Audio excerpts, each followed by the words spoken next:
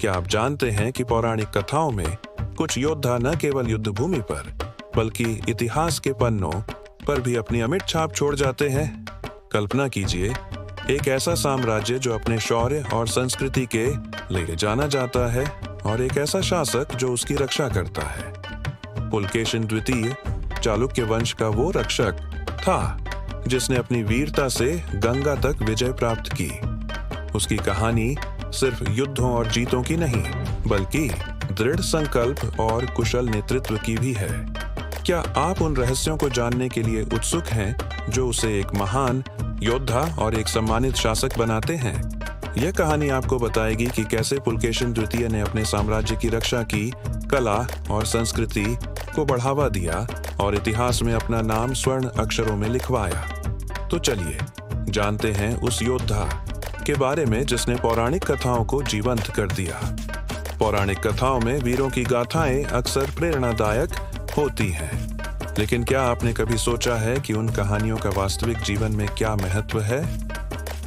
पुलकेशिन द्वितीय की कहानी हमें उस समय के राजनीतिक और सामाजिक परिदृश्य को समझने में मदद करती है।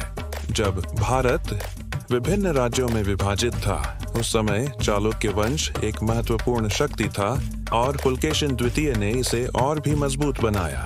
लेकिन उनका शासनकाल चुनौतियों से भरा था। पड़ोसी राज्यों से लगातार युद्ध का खतरा था और आंतरिक विद्रोह भी सिर उठा रहे थे। यह जानना जरूरी है कि पुलकेशिन द्वितीय ने इन चुनौतियों का सामना कैसे किया, क्योंकि उनकी रणनीतियां और नीतियां आज भी हमें नेतृत्व और प्रबंधन के बारे में बहुत कुछ सिखा सकती है। इस कहानी के माध्यम से हम न केवल इतिहास को समझेंगे, बल्कि यह भी जानेंगे कि कैसे एक शासक अपने साम्राज्य को सुरक्षित और समृद्ध बना सकता है।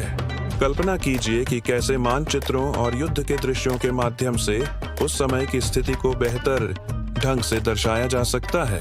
पुलकेशिन द्वितीय की गौरव गाथा यहीं समाप्त नहीं होती। चालुक्य वंश के इस महान रक्षक और गंगा विजेता के बारे में और भी अनसुनी कहानियां हैं। जानने के लिए तुरंत सब्सक्राइब करें और अपनी राय कमेंट में साझा करें। आपकी हर प्रतिक्रिया महत्वपूर्ण है, क्योंकि मिलकर ही हम इतिहास के पन्नों को जीवंत कर सकते हैं और इस योद्धा की विरासत को आगे बढ़ा सकते हैं। पुलकेशिन द्वितीय को समझने के लिए हमें उनके शासनकाल की 3 प्रमुख बातों पर ध्यान देना होगा: उनकी सैन्य रणनीति, उनका प्रशासन और कला के प्रति उनका प्रेम। उनकी सैन्य रणनीति से हम सीख सकते हैं कि कैसे कम संसाधनों में भी बड़ी जीत हासिल की जा सकती है। उनके प्रशासन से हम जान सकते हैं कि कैसे एक कुशल सरकार चलाई जाती है जो लोगों की जरूरतों को पूरा करे। और कला के प्रति उनके प्रेम से हम ये समझ सकते हैं कि संस्कृति और रचनात्मकता का विकास किसी भी साम्राज्य के लिए कितना महत्वपूर्ण है।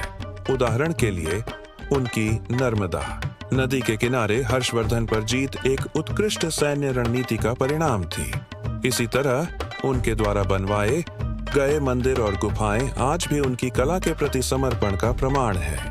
इन पहलुओं का अध्ययन करके हम पुलकेशिन द्वितीय के जीवन और शासन को गहराई से समझ सकते हैं। आजकल जब दुनिया नेतृत्व संकट और सांस्कृतिक मूल्यों के क्षरण का सामना कर रही है, पुलकेशिन द्वितीय की कहानी और भी महत्वपूर्ण हो जाती है। उनकी वीरता और न्यायप्रियता हमें सिखाती है कि कैसे एक मजबूत और नैतिक नेतृत्व स्थापित किया जा सकता है। इसके अलावा जिस तरह उन्होंने विभिन्न संस्कृतियों को बढ़ावा दिया, वह आज के बहुसांस्कृतिक समाज में सद्भाव बनाए रखने के लिए एक महत्वपूर्ण सबक है। सबसे बड़ी समस्या यह है कि हम अपने इतिहास से सीख नहीं रहे हैं और बार बार वही गलतियां कर रहे हैं। पुलकेशिन द्वितीय की कहानी हमें दिखाती है कि कैसे हम अपनी गलतियों से सीखकर एक बेहतर भविष्य का निर्माण कर सकते हैं। इसलिए इस कहानी को जानना न केवल इतिहास को समझना है, बल्कि वर्तमान और भविष्य को बेहतर बनाने का एक तरीका भी है। पुलकेशिन द्वितीय की कहानी को समझने के लिए हमें चालुक्य वंश की नींव, उनके साम्राज्य विस्तार और उस समय की राजनीतिक परिस्थितियों को जानना होगा। चालुक्य वंश ने 6ठी शताब्दी में कर्नाटक में अपनी शक्ति स्थापित की और पुलकेशिन द्वितीय इस वंश के सबसे प्रतापी शासकों में से एक थे। उन्होंने अपने साम्राज्य का विस्तार न केवल युद्धों से किया, बल्कि वैवाहिक संबंधों और कुशल प्रशासन से भी किया। क्या आप जानते हैं कि उन्होंने हर्षवर्धन को हराकर उत्तर भारत में अपनी धाक जमाई थी? इसके अलावा उन्होंने कला और साहित्य को भी बढ़ावा दिया, जिससे उनके साम्राज्य में समृद्धि आई। पुलकेशिन द्वितीय की कहानी हमें दिखाती है कि एक शासक कैसे अपनी बुद्धिमत्ता, साहस और दूरदर्शिता से अपने साम्राज्य को महान बना सकता है। उनके जीवन को समझने के लिए हमें उस समय के मानचित्रों और शिलालेखों का अध्ययन करना होगा, जो हमें उस युग की झलक दिखाते हैं। पुलकेशिन द्वितीय के जीवन से हम नेतृत्व के कई गुण सीख सकते हैं, लेकिन इन गुणों को वास्तविक जीवन में लागू करना चुनौतीपूर्ण हो सकता है। एक चुनौती यह है कि उनकी सैन्य रणनीतियां आज के युद्धों में पूरी तरह से उपयोगी नहीं हैं, लेकिन उनके रणनीतिक सोच के सिद्धांत अभी भी प्रासंगिक हैं। हम उनसे सीख सकते हैं कि कैसे सीमित संसाधनों का सबसे अच्छा उपयोग किया जाए और कैसे अपने विरोधियों की कमजोरियों का फायदा उठाया जाए।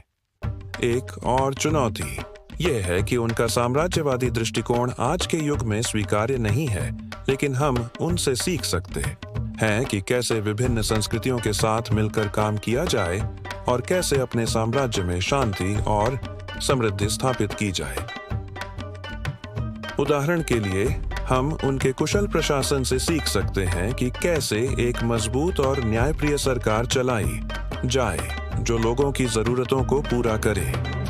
पुलकेशिन द्वितीय की कहानी का सबसे महत्वपूर्ण पहलू यह है कि उन्होंने कैसे अपने साम्राज्य को एकीकृत किया और उसे बाहरी आक्रमणों से बचाया। उन्होंने न केवल युद्धों में जीत हासिल की, बल्कि उन्होंने अपने साम्राज्य में शांति और समृद्धि भी स्थापित की। उदाहरण के लिए हर्षवर्धन को हराने के बाद उन्होंने उत्तर भारत में अपना प्रभाव बढ़ाया, लेकिन उन्होंने उस क्षेत्र को अपने साम्राज्य में शामिल नहीं किया। इसके बजाय उन्होंने हर्षवर्धन के साथ एक संधि की, जिससे दोनों साम्राज्यों के बीच शांति बनी रही। यह एक उत्कृष्ट रणनीतिक निर्णय था जिसने उनके साम्राज्य को लंबे समय तक सुरक्षित रखा।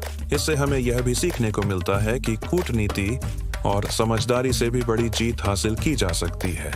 इतिहासकारों का मानना है कि पुलकेशिन द्वितीय का शासनकाल चालुक्य वंश के लिए स्वर्ण युग था। उनके शिलालेखों और विदेशी यात्रियों के वृत्तांतों से पता चलता है कि उनका साम्राज्य कितना समृद्ध और शक्तिशाली था। उदाहरण के लिए ह्वेनसांग, एक चीनी बौद्ध भिक्षु, ने उनके दरबार का दौरा किया और उनके प्रशासन और संस्कृति की प्रशंसा की। इसके अलावा अजंता और एलोरा की गुफाओं में बनी कलाकृतियां उनके कला प्रेम और धार्मिक सहिष्णुता का प्रमाण है। इन गुफाओं में हिंदू, बौद्ध और जैन धर्मों से संबंधित चित्र हैं, जो दिखाते हैं कि उन्होंने सभी धर्मों को समान सम्मान दिया। इससे पता चलता है कि पुलकेशिन द्वितीय केवल एक योद्धा ही नहीं थे, बल्कि एक बुद्धिमान शासक भी थे, जो अपने लोगों की समृद्धि और कल्याण के लिए समर्पित थे। उनकी कहानी आज भी हमें प्रेरित करती है कि कैसे एक न्यायप्रिय और समावेशी समाज का निर्माण किया जा सकता है। अब तक हमने पुलकेशिन द्वितीय के जीवन और शासन के कई पहलुओं पर चर्चा की है, लेकिन कुछ सवाल अभी भी बाकी हैं। क्या उनकी नीतियां हमेशा न्यायपूर्ण थीं? क्या उन्होंने कभी गलतियां की? इतिहासकारों के अनुसार कोई भी शासक परिपूर्ण नहीं होता और पुलकेशिन द्वितीय भी इससे अलग नहीं थे। हालांकि उनकी उपलब्धियों और उनके द्वारा स्थापित किए गए मूल्यों को नजरअंदाज नहीं किया जा सकता। उनकी कहानी हमें सिखाती है कि नेतृत्व में साहस, बुद्धिमत्ता और करुणा का संतुलन होना जरूरी है। यह भी याद रखना महत्वपूर्ण है कि इतिहास को हमेशा आलोचनात्मक दृष्टिकोण से देखना चाहिए, ताकि हम अतीत से सीखकर भविष्य को बेहतर बना सकें। पुलकेशिन द्वितीय की कहानी से हमने सीखा कि एक महान शासक बनने के लिए केवल युद्ध जीतना ही काफी नहीं है, बल्कि अपने साम्राज्य में शांति, समृद्धि और सांस्कृतिक विकास को बढ़ावा देना भी जरूरी है।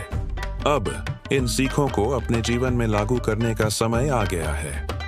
आप पुलकेशिन द्वितीय से प्रेरणा लेकर अपने नेतृत्व कौशल को बेहतर बना सकते हैं, अपनी रणनीतिक सोच को विकसित कर सकते हैं और अपने आसपास के लोगों के साथ सहानुभूति और समझदारी से पेश आ सकते हैं। अगला कदम यह है कि आप इस कहानी को दूसरों के साथ साझा करें ताकि वे भी इससे प्रेरणा ले सकें। और हाँ, हमें कमेंट में बताएं कि आपको पुलकेशिन द्वितीय के जीवन से सबसे ज्यादा क्या सीखने को मिला।